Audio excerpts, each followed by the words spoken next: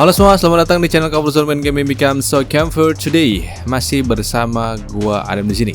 Kali ini gua akan coba ngebahas lagi tentang para dewa-dewa Aesir, terutama Odin dan Thor yang menurut kita di dalam game God of War Nordic Series. Kedua dewa tersebut merupakan dewa yang paling dihormati sekaligus ditakuti karena dewa Aesir memiliki sejarah yang sangat mengerikan, sadis, barbar, bahkan sangat buas, dan saking buasnya mungkin kebuasan mereka bisa disejajarkan layaknya binatang ya. Nah, sebab itu pada video kali ini gue akan membahas ya deretan kebiadaban dewa-dewa Aesir yang ternyata memiliki sejarah yang sangat mengerikan.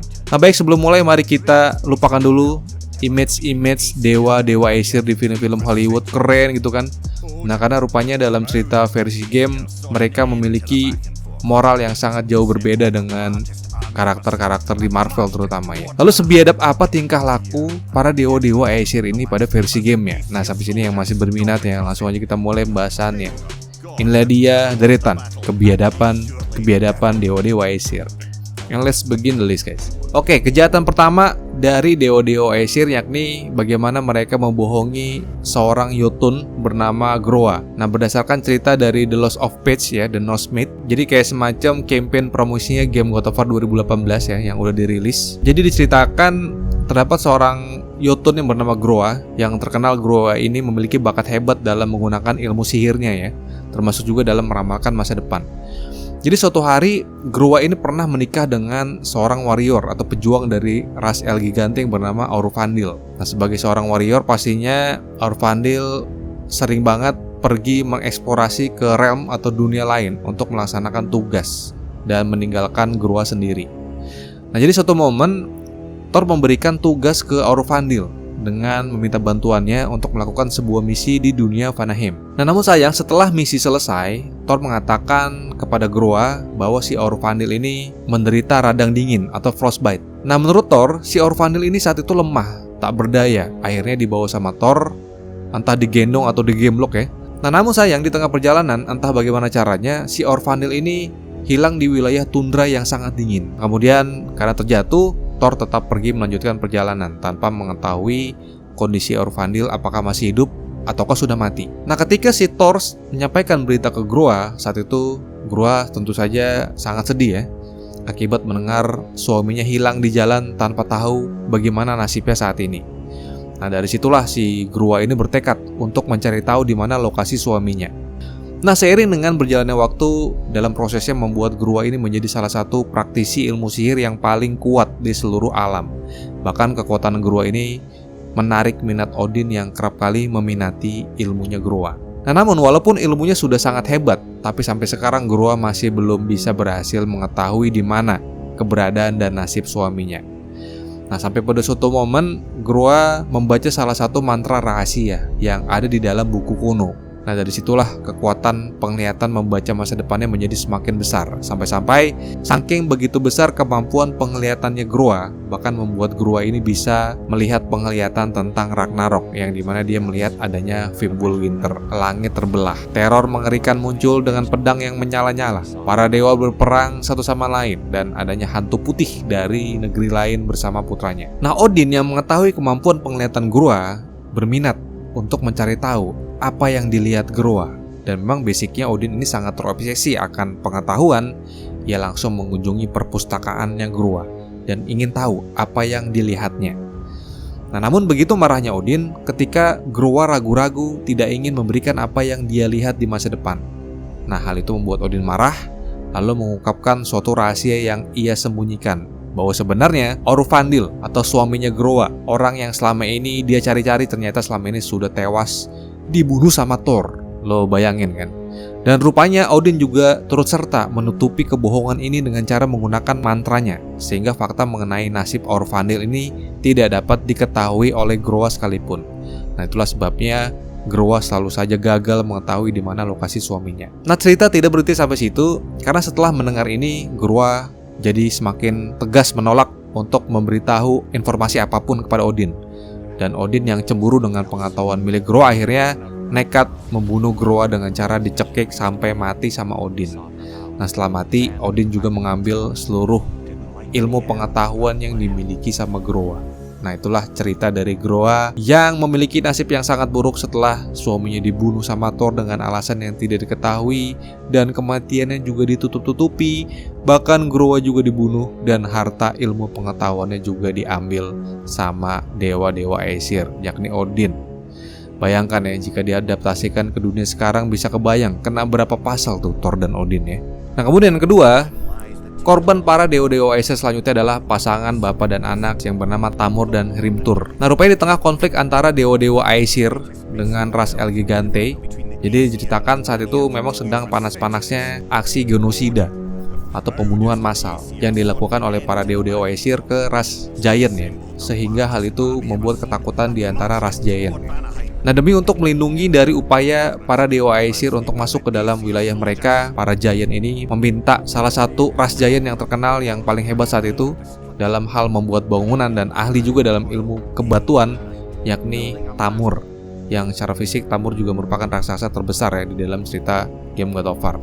Nah, karena disuruh sama para masyarakat Giant ya, Tamur pun dengan senang hati ia menciptakan tembok-tembok besar untuk melindungi ras Giant dari upaya penyerangan dewa-dewa Aesir ya. Nah, namun Tamur sadar bahwa pekerjaan itu bisa dibilang cukup sulit ya, sehingga Tamur meminta anaknya yang bernama Hrimthur untuk ngebantuin dirinya dalam membangun tembok besar tersebut. Nah, namun ya memang dasarnya Hrimthur tidak memiliki minat ya terhadap pekerjaan konstruksi bangunan, karena Hrimthur ini rupanya ia lebih minat sebagai seorang warrior, sehingga ia menolak ajakan dari sang ayah untuk membantunya membangun tembok besar. Nah, lalu sang ayah yang merasa ditolak sama anaknya menjadi sangat marah. Mereka berdua cekcok nih, bapak sama anak. Bahkan hal itu membuat Tamur ini memukul Hrimthur. Nah, Hrimthur yang tidak terima dipukul sama ayahnya ngambek nih dan memilih untuk melarikan diri gitu.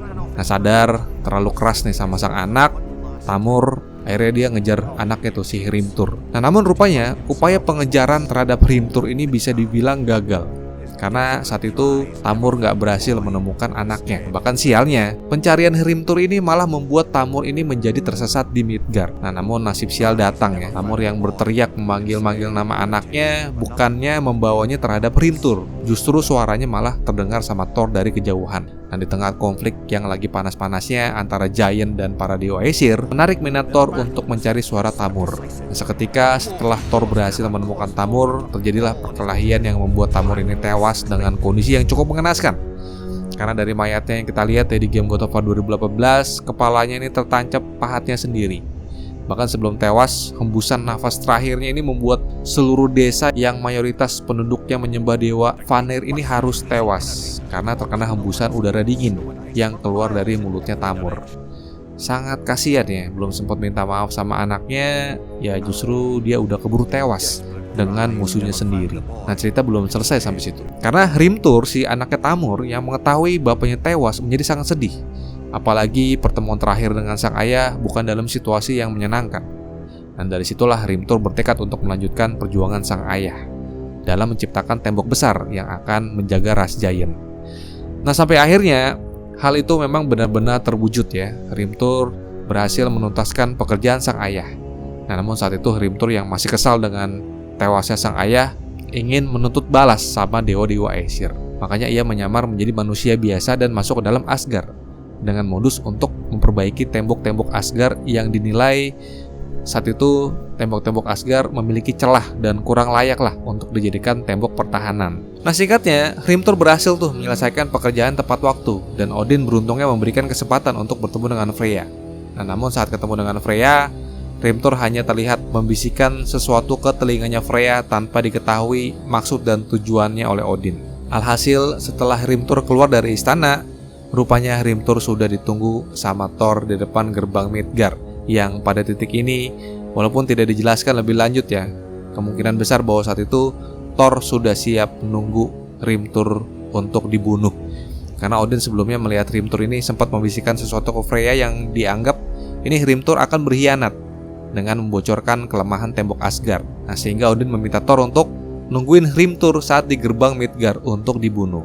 Nah, artinya sampai sini Thor telah membunuh sepasang bapak anak yakni Tamur dan Hrimthur hanya demi untuk memuaskan ambisinya dalam melenyapkan para ras Jotun. Di urutan selanjutnya karakter yang kurang beruntung yang jadi korban dari kebiadaban dewa-dewa Aesir yakni Ymir ya. Ymir ini adalah seorang raksasa es yang menciptakan Odin dan saudara-saudaranya dulu ya. Jadi kalau gue sedikit bercerita dulu banget ya, sebelum adanya kehidupan ya. Jadi jauh sebelum adanya 9 dunia, bahkan para dewa Aesir pun belum ada. Jadi saat itu hanya ada kehampaan.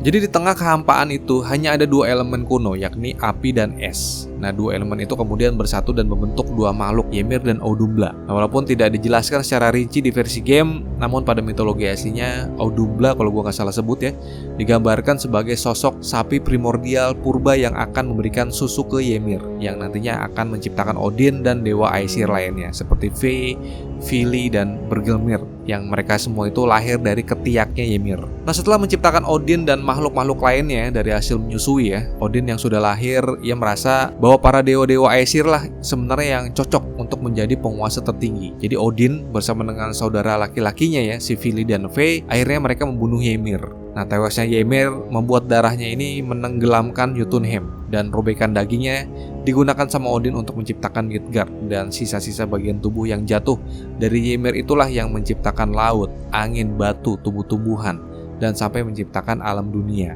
Nah, sampai sini kita bisa melihat bahwa Odin ini sangat zolim banget dan tidak enggan untuk menghabisi siapapun walaupun itu masih dalam garis keluarganya. Nah, korban selanjutnya yang masih berasal dari ras Giant ya, yang bernama Tyrrim, kalau gue nggak salah sebut ya. Jadi dalam satu kesempatan Tyrrim ini mencoba untuk merebut palu Mjolnir milik Thor di Asgard. Nah, beruntungnya ia berhasil merebut palu itu dalam keadaan masih selamat ya. Nah, namun setelah ia berhasil merebut palunya Thor, Tyrrim ini mencoba melakukan kesepakatan dengan Odin dengan meminta satu syarat bodoh. Syaratnya para dewa Aesir harus menukarkan Freya yang akan ditukarkan dengan palu Mjolnir yang udah dicuri sama Tyrrim. Nah, menyerahkan Freya untuk apa? Untuk dinikahin sama si Tyrrim gitu ya. Nah, saat itu Odin menyetujui itu permintaan dari Tyrrim. Nah, namun bukan Odin namanya jika tidak memiliki maksud dan tujuan terselubung ya. Jadi Odin berpikir bahwa Tyrrim ini bisa menunjukkan jalan ke alam Jotunheim yang selama ini tersembunyi dan tidak diketahui sama Odin. Jadi diiyain dulu tuh sama si Odin. Nah, singkatnya nih ya, setelah Odin setuju, tapi diam-diam Odin meminta Freya untuk merapalkan mantra sihir untuknya agar membuat Thor ini tidak terlihat. Thor yang tidak terlihat diam-diam mengikuti Tyrrim yang membawa Freya ke alam Jotunheim. Nah, sampai di Jotunheim, Thor langsung menunjukkan dirinya dan seketika membantai banyak ras Giant di sana, tidak terkecuali dengan Tyrrim sendiri yang diceritakan sama Mimir. Tengkorak kepalanya Tyrrim ini hancur setelah dihantam palu Mjolnir. Nah, satu-satunya dewa yang tidak ingin melihat pembantaian yang lebih banyak adalah Freya. Lalu ia merapalkan mantra untuk mementalkan Thor dan dirinya kembali ke Asgard, sehingga mereka tidak lagi mengunjungi Jotunheim. Nah, kemudian korban selanjutnya lagi-lagi berasal dari ras Giant, yakni Skadi, yang memiliki julukan The Queen of the Hunt. Jadi julukan itu memang disematkan karena Skadi ini memiliki kemampuan berburu yang sangat hebat, bahkan mungkin melebihi kehebatan dewa. Nah, rupanya kehebatan Skadi rupanya didapat dari sang ayah bernama Thiazi yang mampu mengubah bentuknya menjadi binatang buas. Nah, namun rupanya kehebatan Skadi menarik perhatian Odin, yang dalam satu kesempatan Odin memintanya untuk menjadi istrinya gitu ya. Nah, Odin percaya jika ia memiliki anak dari Skadi, maka Odin akan memiliki keturunan yang hebat. Nah, namun Odin menjadi sangat marah dan merasa sangat terhina setelah tawaran menikahnya itu ditolak mentah-mentah sama Skadi. Nah, Odin mencari cara bagaimana agar ia bisa membalas penghinaan yang ia terima dari Skadi. Odin lalu menyebarkan kabar ke masyarakat ya, bahwa adanya seekor elang raksasa yang suka mencoba mengambil apel emas. Nah, apel itu dipercaya memiliki kemampuan untuk memberikan awet muda bagi orang yang memakannya. Nah, namun sampai sekarang belum ada satu pemanah pun yang mampu menangkap burung elang tersebut. Nah, rupanya kabar itu menarik minat Skadi tuh, yang seolah diberikan tantangan untuk menyelesaikan pekerjaan itu dari Odin. Nah, Skadi tertariklah untuk mengambil bagian, dan hebatnya ia mampu menjatuhkan burung itu dengan busur panah miliknya. Nah, namun tragisnya, ternyata burung elang yang ia bunuh sesaat kemudian berubah wujud aslinya, yang ternyata ia adalah Thiazi atau si ayahnya Skadi sendiri. Nah, hal itu membuat Skadi sangat sedih dan sangat malu, karena menurut kepercayaan tidak ada sesuatu hal pun yang lebih dibenci sama alam selain anak yang membunuh orang tuanya sendiri. Nah, dengan itu balas dendam Odin ini terbayar. Odin puas mampu membalas dendam tanpa mengotori tangannya sendiri. Kemudian korban selanjutnya dari kekejaman dewa-dewa Aesir, bagaimana para dewa-dewa Aesir ini memfitnah seorang ras Giant yang bernama Starkadr atau Starkadr, gue gak tahu cara nyebutnya ya. Gue sebutnya Starkadr lah. Yang si Starkadr ini dikenal memiliki 8 tangan. Si Kadr ini bukan raksasa sembarangan ya. Jadi bukan seorang raksasa yang lemah.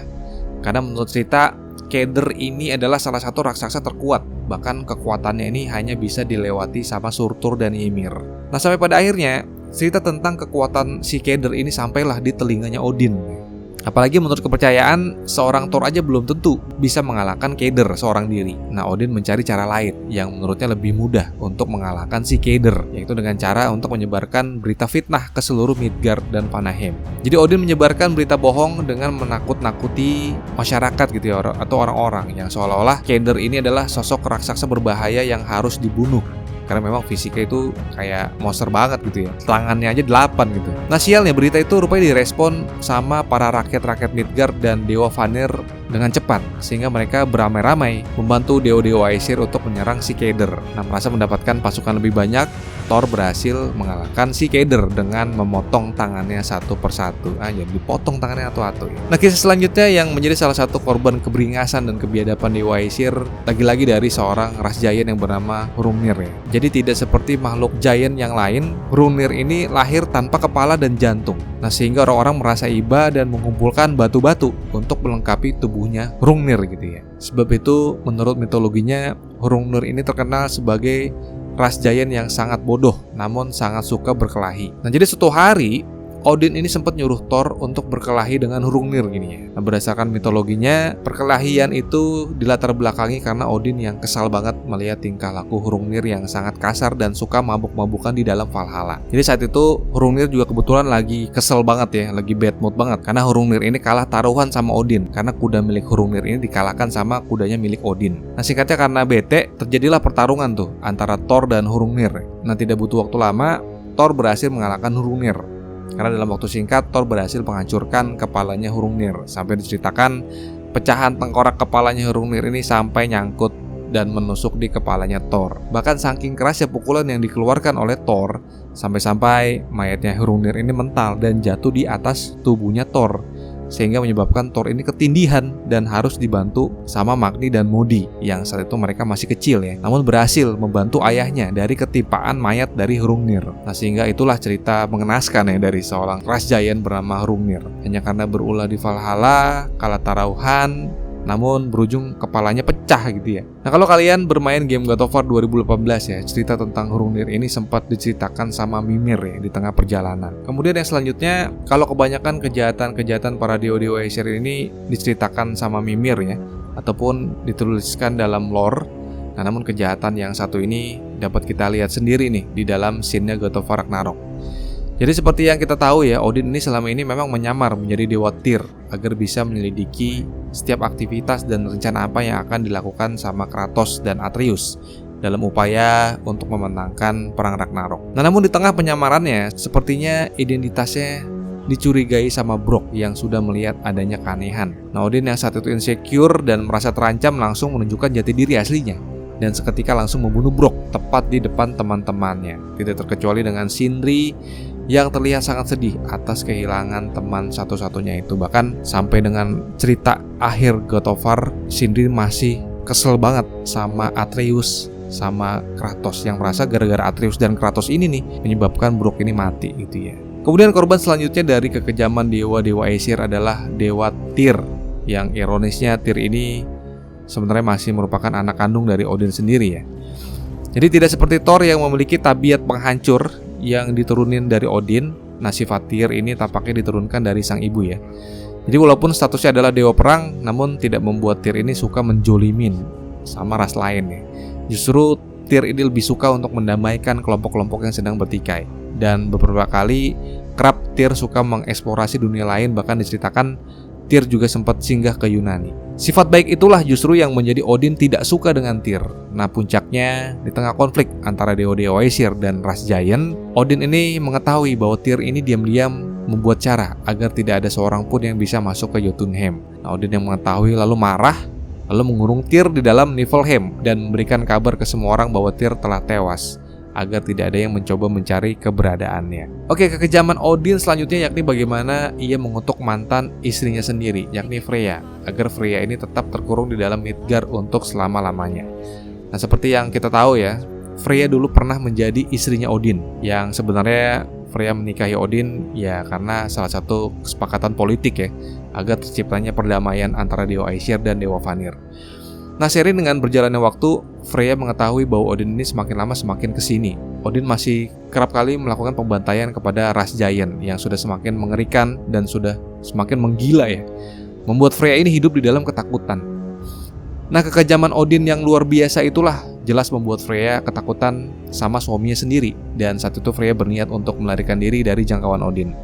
Nah, tapi sayangnya rencana itu lebih dulu diketahui sama Odin, sehingga Freya dianggap berkhianat dan akhirnya diusir sama Odin. Dan tidak hanya itu, Odin pun kemudian mengutuk Freya dengan menggunakan kekuatan sihir yang sangat hebat ya, yang pernah dipelajari dari Freya sendiri, agar Freya ini bisa terkurung selama-lamanya di dunia para manusia atau di Midgard. Nah, selain itu, Odin juga mengutuk Freya agar Freya ini tidak bisa melukai makhluk hidup dengan cara menyembunyikan The Spirit of Warrior milik Freya atau sayap Valkyrie. Sehingga itulah alasan kenapa Freya di game God of War 2018 terlihat tidak bisa meninggalkan Midgard dan tidak bisa menyerang Kratos secara langsung ya, karena dikutuk sama Odin. Kemudian kegilaan Odin selanjutnya yakni mengikat Mimir dengan sebuah pohon besar selama 109 tahun atau 1 abad lebih dikit lah ya lamanya ya.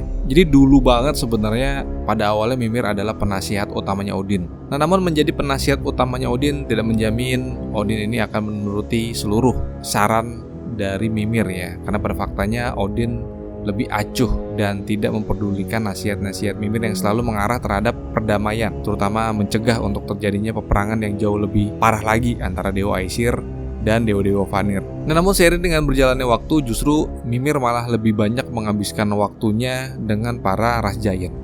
Bahkan para ras Giant ini memberikan bola mata Bifrost ke Mimir, yang menurut kepercayaan bola mata Bifrost ini hanya diberikan kepada orang terpilih dan sudah sangat terpercaya oleh para ras Giant, sehingga bisa dibayangkan betapa dekatnya Mimir dengan para ras Giant ya. Nah, namun pada satu kesempatan Odin yang sedang gencar-gencarnya membantai para ras Giant ini gak sengaja menemukan Mimir yang sedang bersama ras Giant, sehingga saat itu Odin menjadi curiga dan menjadi kesal karena merasa selama ini diam-diam Mimir membantu para ras Giant.